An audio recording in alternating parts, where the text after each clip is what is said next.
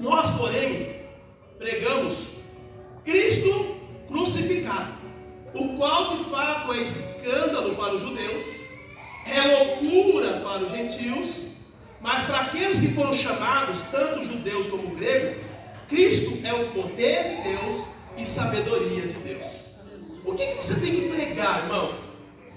Cristo. Simplesmente Cristo. Nós temos que falar dele, porque Ele é quem morreu por nós, é Ele quem pagou o preço da nossa vitória, é Ele quem pagou o preço da nossa salvação. Então, não tem interesse em falar de uma outra coisa a não ser de Cristo. E se nós pregarmos e falarmos de Cristo, o próprio Cristo tem o poder de mudar a vida da pessoa. A Bíblia fala dos fariseus e dos escribas que eles tentavam fazer discípulos também. Só que o próprio Jesus diz que eles se tornavam mais propensos, ou então mais candidatos para o inferno. Porque eles faziam discípulos segundo a ótica deles, segundo a visão deles. Eles não faziam discípulos segundo o Evangelho, segundo o que Cristo ensinou. Então o que eu devo pregar? Eu devo pregar de Cristo. Está magoado? Fala de Cristo, não fala da tua mágoa. Está triste? Fala de Cristo, não fala da tua tristeza. Estava falando passando hoje. José, quando ele estava no Egito, depois de tudo que acabou, ele começou a fazer aquela gracinha com os irmãos, tentando prender os irmãos, não deixando ir embora e tal. Quando os irmãos chegam na casa de Jacó, Jacó diz assim: olha, leva um presente para esse homem. Aleluia. E aí, deu lá mel, deu lá mirra, unguento, né? Unguento. Leva para ele. Por quê? O que Jacó viu? O que esse cara está fazendo não pode ser diferente se não for por alguma tristeza, alguma angústia que está no coração dele. Leve esse presente para tratar a alma dele. Então, se eu for pregar a palavra de Deus e ficar pregando o que eu estou passando, quem estiver ouvindo vai sofrer muito. Porque eu tenho muitas dores, tenho muito sofrimento, tenho muita luta, tenho muita guerra. É por isso que a gente vai ver que o pastor, quando ele está pregando, ele não fala do seu dia a dia, a menos que seja dia de vitória. Mas ele fala do Evangelho, porque no Evangelho não há derrota, no Evangelho não há problema, no Evangelho não há dor. Amém, Jesus? Então, o que eu devo pregar? Cristo. Simples assim, a cruz, o sacrifício, a vitória, a bênção, o milagre.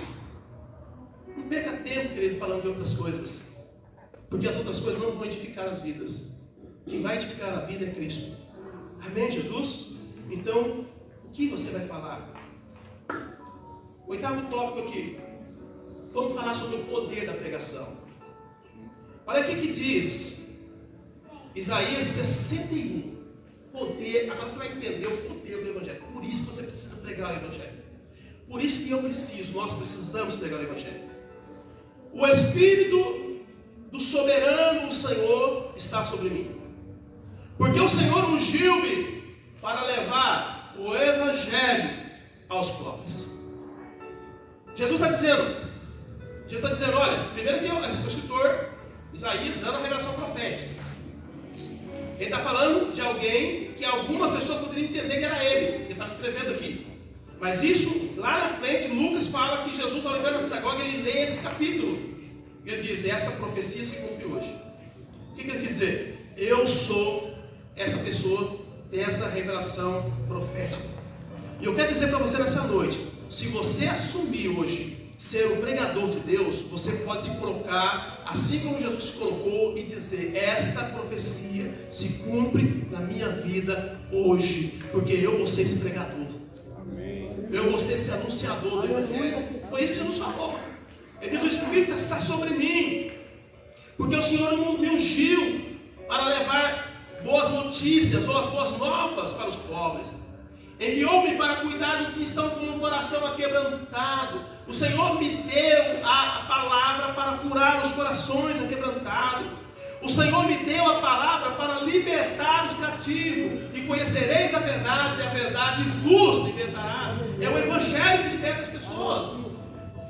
Amém? E libertação das trevas e aos prisioneiros, para proclamar o ano aceitável do Senhor, o dia da vingança do nosso Deus, para consolar todos os que andam tristes, Olha isso, a palavra de Deus tem o poder de consolar a tua tristeza, tirar a tua tristeza e trazer alegria. Está no Evangelho isso, gente. Por isso que eu digo, tem que viver. O que é viver? Você não pode aceitar a tristeza no teu coração, uma vez que você tem um Evangelho que traz alegria na sua vida.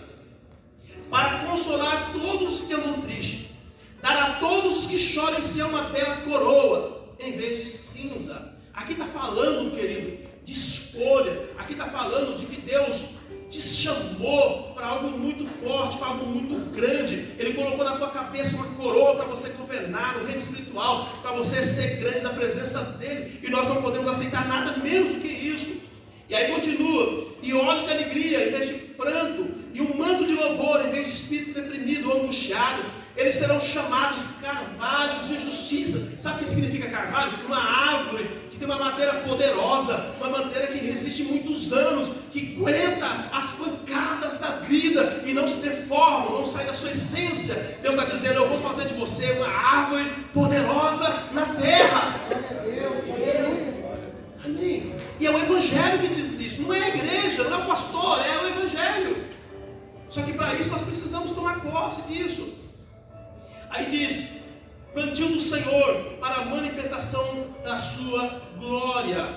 E por que Deus vai fazer isso? Porque Ele quer ser glorificado na sua vida. Ele quer ser glorificado na minha vida. Ele quer ser glorificado na pregação que nós vamos anunciar com as nossas vidas, com os nossos atos de justiça, com o nosso rosto alegre, com o nosso coração liberto, com a nossa alma transformada. Deus quer ser glorificado nisso. Se nós não entendemos isso, o diabo vem e nos tira esse direito. E aí nós começamos a ficar abatido, triste, angustiado, agoniado. E as pessoas olham e dizem, esse daí é crente? Ah, não. Se for para mim ser crente desse jeito, não quero não. Ao invés de a gente pregar o Evangelho, a gente desprega o Evangelho. E muitas vezes o ímpio vem e diz, o que está tudo bem com você? O que está acontecendo com você? O ímpio vai querer te consolar, quando na verdade você que tem o Evangelho deveria consolar os tristes. Amém? Então toma posse nesta noite desse Evangelho maravilhoso.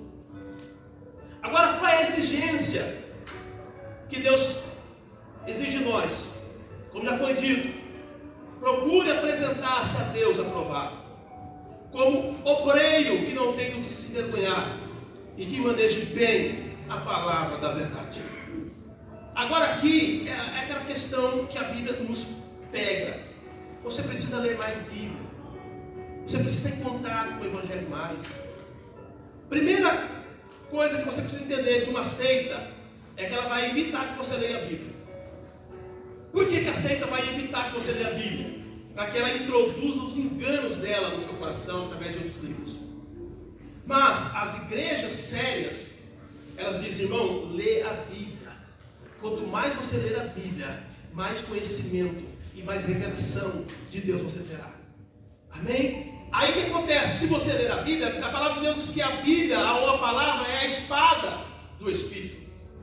O que acontece se você tem uma espada do Espírito, que é a palavra de Deus, na tua mão? Todas as vezes que você está numa guerra de ideologias, porque às vezes, mas fulano tal falou isso, mas fulano tal falou aquilo, e fica aquela guerra. Como é que você vai vencer essa guerra?